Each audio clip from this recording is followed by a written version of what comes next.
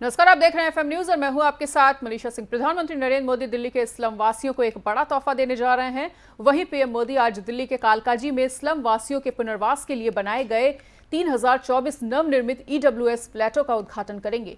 PM Modi बुधवार को दिल्ली के विज्ञान भवन में एक कार्यक्रम में भूमिहीन कैंप में पात्र लाभार्थियों को चाबियां सौंपेंगे और एक सरकारी रिलीज में बताया गया है कि सभी के लिए आवास उपलब्ध कराने के लिए पीएम मोदी के दृष्टिकोण के अनुरूप दिल्ली विकास प्राधिकरण द्वारा 376 झुग्गी झोपड़ी समूह में इन सीटू झुग्गी पुनर्वास का कार्य किया जा रहा है। पुनर्वास परियोजना का उद्देश्य झुग्गी झोपड़ी समूहों के निवासियों को उचित सुविधाओं के साथ एक बेहतर और स्वस्थ रहने का वातावरण प्रदान करना है।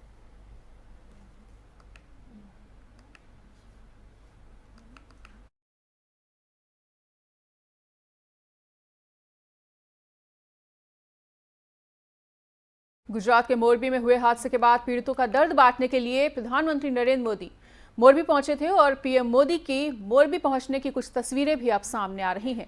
इन तस्वीरों में पीएम मोदी गुजरात के मुख्यमंत्री भूपेंद्र पटेल के साथ घटनास्थल का जायजा लेते हुए नजर आ रहे हैं। वहीं मोरबी आने के बाद पीएम मोदी ने झूलते पुल के पास हुए हादसे की जगह का मुआयना भी किया।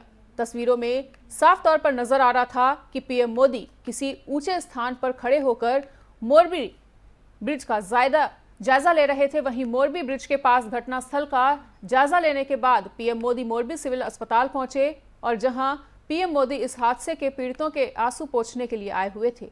सिविल अस्पताल में पीएम नरेंद्र मोदी ने हादसे में घायल लोगों से मिलकर उनका हालचाल भी जाना।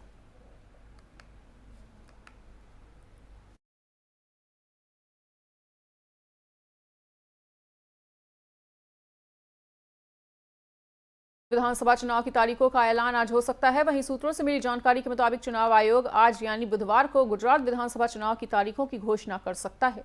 माना जा रहा है कि इस बार भी साल 2017 की तरह ही चुनाव 2 चरणों में होंगे, जिसमें पहले चरण का मतदान 30 नवंबर या 1 दिसंबर को होने की बात कही जा रही है और इसके अलावा दूसरे चरण का मतदान 4 या 5 दिसंबर को हो सकता है। 8 दिसंबर को गुजरात चुनाव की मतगणना होने की संभावना जताई जा रही है और इससे पहले चुनाव आयोग ने हिमाचल प्रदेश विधानसभा चुनाव की तारीखों का ऐलान भी कर दिया था। इसके बाद विपक्ष लगातार चुनाव आयोग और केंद्र सरकार पर हमलावर था और कांग्रेस का आरोप था कि आयोग ने बीजेपी की तमाम आगामी रैलियों को देखते हुए यहां तारीखों का ऐलान अब तक नहीं किया है।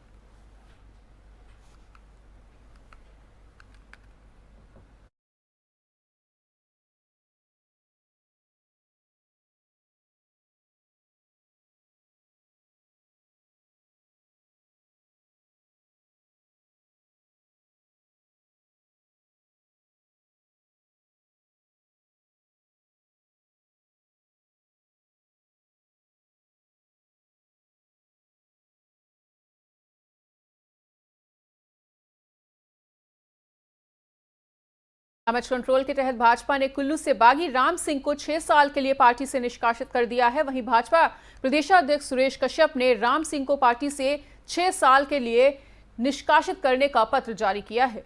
राम सिंह पार्टी में उपाध्यक्ष पद पर तैनात थे, लेकिन कुल्लू से टिकट न मिलने से नाराज राम सिंह पार्टी प्रत्याशी के खिलाफ बतौर आजाद उम्मीदवार चुनाव लड़ रहे हैं। पार्टी विरोधी गतिविधियों में संलिप्त पाए जाने पर पार्टी ने उनके खिलाफ अनुशासनात्मक कार्रवाई करते हुए उन्हें 6 साल के लिए पार्टी से बाहर का रास्ता दिखाया है।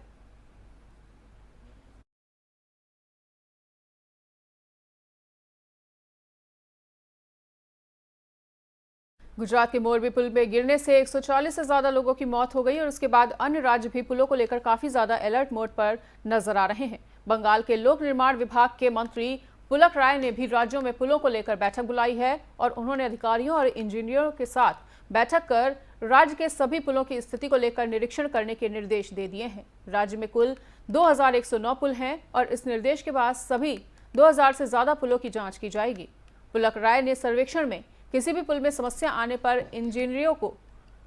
इंजीनियर्स को तत्काल उपाय करने का निर्देश दिया है और अधिकारियों ने बताया कि बैठक में सिलीगुड़ी में कोरोनेशन ब्रिज और कांग साबती में बीरेन सासमल सेतु को जल्द से जल्द ठीक कराने का भी फैसला लिया गया है।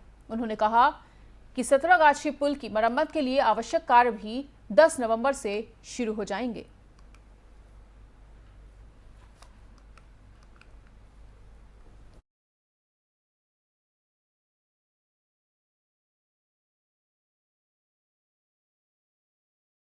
तेलंगाना में बीजेपी और टीआरएस कार्यकर्ताओं के बीच भाषण के दौरान भीषण झड़प हो गई और दोनों दलों के कार्यकर्ता मुनुगोड़ क्षेत्र में प्रचार के दौरान आपस में भिड़ गए और एक दूसरे पर लाठियां चलाना शुरू कर दिया और इस भिड़ंत में दोनों दलों के कई कार्यकर्ता घायल हो गए। इस दौरान वाहनों पर भी हमले किए गए हैं और तोड़फोड़ भी की गई। टीआरएस कार्यकर्ताओं को पत्थरबाजी करते हुए बीजेपी के चुनावी प्रचार वाहन पर हमले करते हुए भी देखा जा सकता है। वहीं तेलंगाना के मुनुगोड़ क्षेत्र में 3 नवंबर को उपचुनाव होना है, जहां मुकाबला बीजेपी, टीआरएस और कांग्रेस के बीच है। तो वहीं बीजेपी आईटी सेल के प्रमुख अमित मालवीय ने घटना का एक वीडियो भी शेयर किया है, जिसमें साफ तौर पर देखा जा सकता है कि टीआरएस के कार्यकर्ता कथित रूप से बीजेपी के चुनाव प्रचार वाले वाहन पर हमले कर रहे हैं।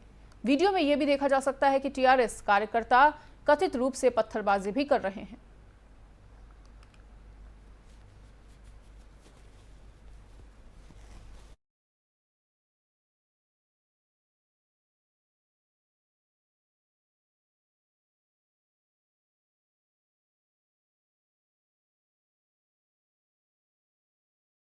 केंद्रीय जांच एजेंसी ईडी ने झारखंड के मुख्यमंत्री हेमंत सोरेन को समन भेजा है। वहीं अवैध खनन को लेकर पीएनएमएलए के मामले में ये समन भेजा गया है और आपको बताना चाहेंगे कि हेमंत सोरेन को कल पूछताछ के लिए बुलाया गया है और ईडी इस मामले में सोरेन के सहयोगी पंकज मिश्रा को पहले ही गिरफ्तार कर चुकी है। जांच एजेंसी ने 8 जुलाई को झारखंड में सोरेन के सहयोगी पंकज मिश्रा और उनके व्यापारिक सहयोगियों से जुड़े 18 ठिकानों पर छापेमारी भी की थी।